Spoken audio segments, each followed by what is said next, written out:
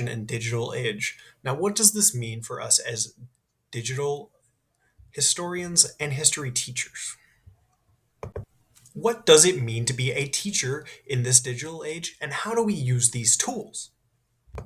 When it comes to teaching with technology, there are two camps that you can use them in. You can use them in a supplementary way or a complementary way.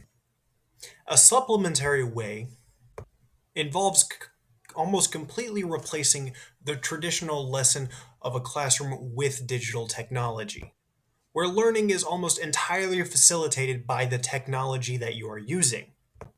Think of something like an online exhibit or a history TikTok. Supplementary materials are often more audience focused, as they often take more time and use more multimedia elements in trying to convey their point or main message. On the other hand, you have complementary uses of technology for lessons. Complementary uses of technology are not meant to replace the traditional lesson, but more to enhance it. Think a teacher using a PowerPoint while also giving a lecture, or playing music during a bell ringer to get students in the right mood.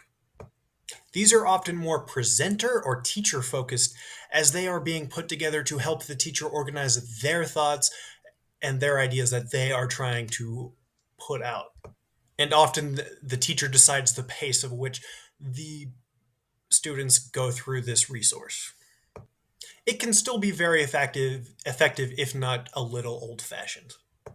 Where a supplementary use might provide more freedom, a complementary approach is going to be easier to set up for a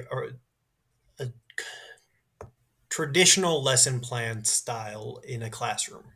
Neither one is necessarily better or more interesting than the other. They both have their place in learning. What really matters is the quality of the individual of the product.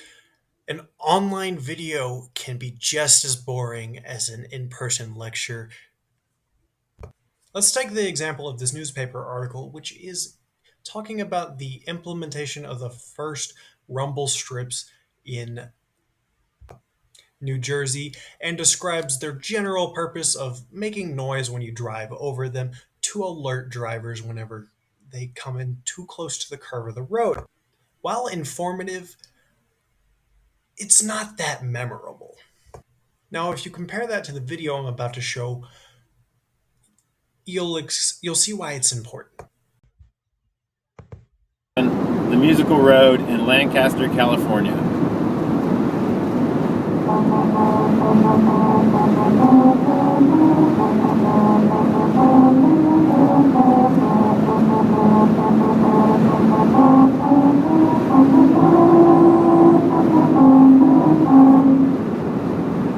There it is. Complementary uses of technology are not meant to replace the traditional lesson, but more to enhance it. Think a teacher using a PowerPoint while also giving a lecture, or playing music during a bell ringer to get students in the right mood. These are often more presenter or teacher focused, as they are being put together to help the teacher organize their thoughts and their ideas that they are trying to put out. And often the teacher decides the pace of which the students go through this resource. It can still be very effective if not a little old fashioned. Where a supplementary use might provide more freedom, a complementary approach is going to be easier to set up for a traditional lesson plan style in a classroom. Neither one is necessarily better or more interesting than the other. They both have their place in learning. What really matters is the quality of the individual of the product. An online video can be just as boring as an in person lecture. Let's take the example of this newspaper article, which is talking about the implementation of the first rumble strips in New Jersey and describes their general purpose of making noise when you drive over them to alert drivers whenever they come in too close to the curve of the road. While informative, it's not that memorable. Now, if you compare that to the video I'm about to show, you'll see why it's important.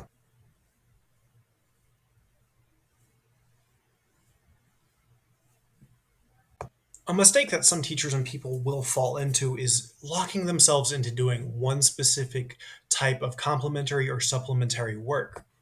Instead of trying to use both in interesting ways to fit whatever particular need you have, they will lock themselves into doing one specific way, which can very much limit what they can do with technology in the history class. Either making the mistake of trying to pick the technology first and then trying to mold a lesson around that, or flat out refusing to use technology that could really help their lesson just because they're not used to doing it that way. It's not how they learned it. It can be like trying to fit a square hole through a circle. It can be trying to fit a square peg through a round hole. There are many examples of this being done well, such as the New York Times in the article The Myth of the Criminal Immigrant, where Anna Flagg has compiled some data to try to disprove the myth about how immigrants come into the US and cause crime.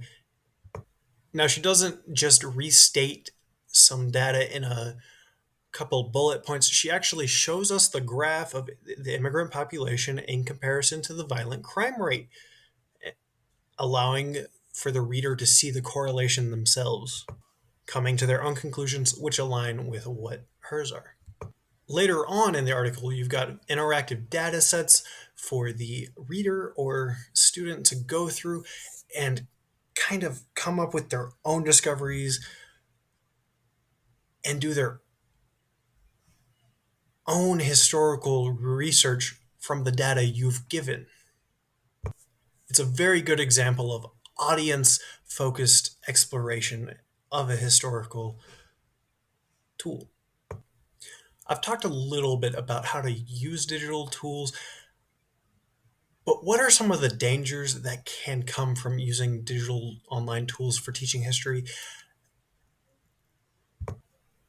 especially with the internet? The major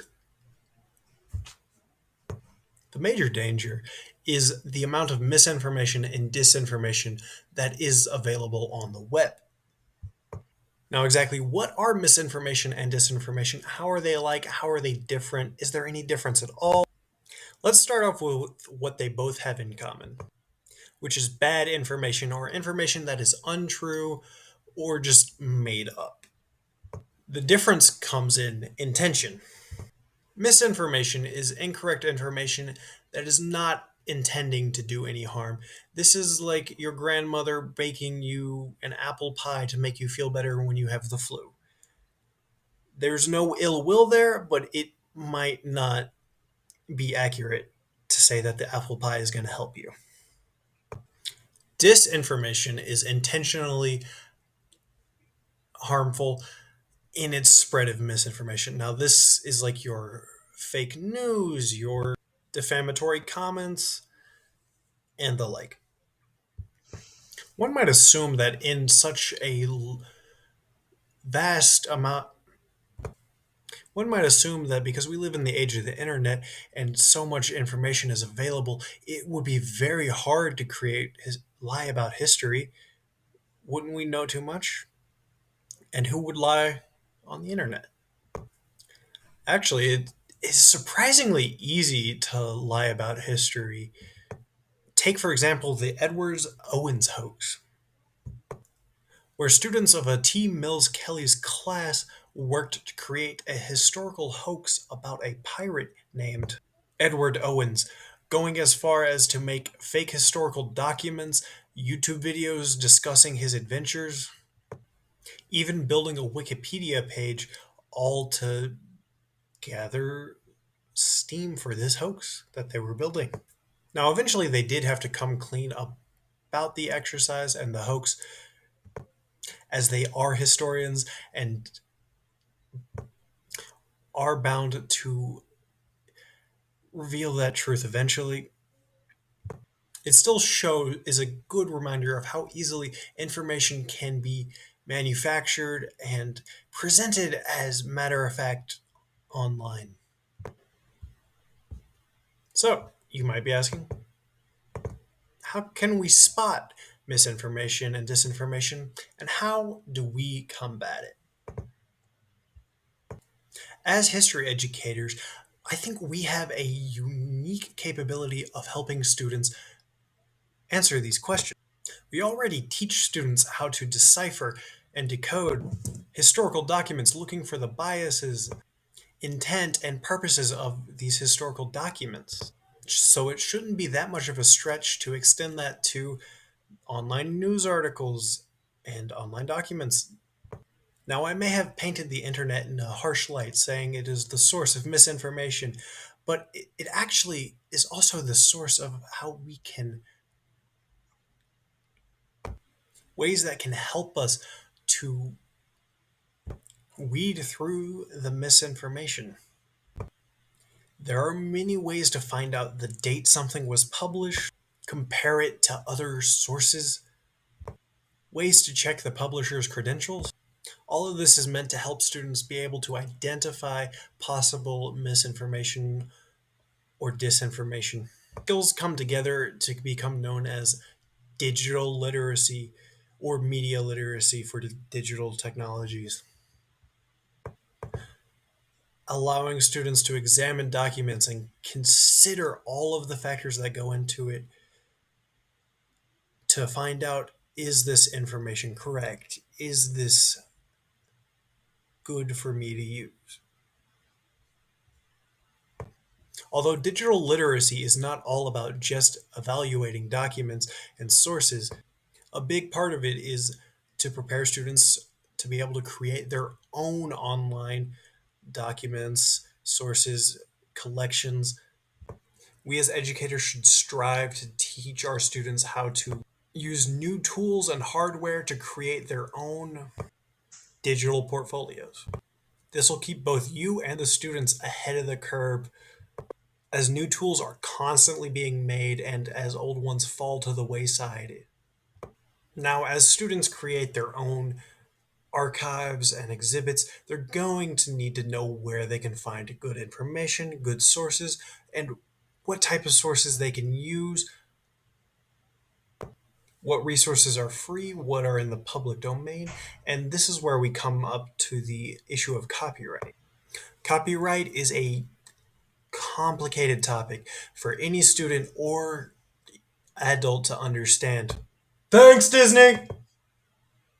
Students will need to know when and if they can use resources, articles, images in their exhibits and It's how to so properly use them unhinged. and in what context Thanks, Disney. does that fall under fair use. Thanks. That's where it's important for students and the teacher to be familiar with where to find specific information about the copyright and any attributions that might need to be made. There are great sources like the Creative Commons that have hundreds of resources that are you can use for free with some attribution. Knowing about and being able to properly go through these sorts of archives is very important when creating online or technological exhibits to present to people. Now, on to our final topic about the evil distractions of technology and phones in the classroom. Or are they really? Quote, experiments from Gazelli's labs have documented that while older adults can fully retain their ability to focus their attention, their capacity to block out irrelevant distractions diminishes with age. End quote. So what this is saying is that the idea of like the very much distracted teenager we have might be wrong. It's a very human thing to not be 100% focused all the time. If it's older people whose attention actually wanes, Is it not related to the phones like your mom's Facebook meme would suggest? Technology is not the source of distraction in the classroom. As said, distraction was bound to happen anyway. It just so happened to be with a phone or laptop in this case. But just as easily could have happened with a bouncy ball or a loose screw on the desk chair. We often have this idea of showing up with 100% focus or attention or effort every single day looks a lot like the top one where it's the same every single day. Where much more in reality, that level, it might be 100%. You might be giving it all the effort, but your maximum is still going to be different day to day.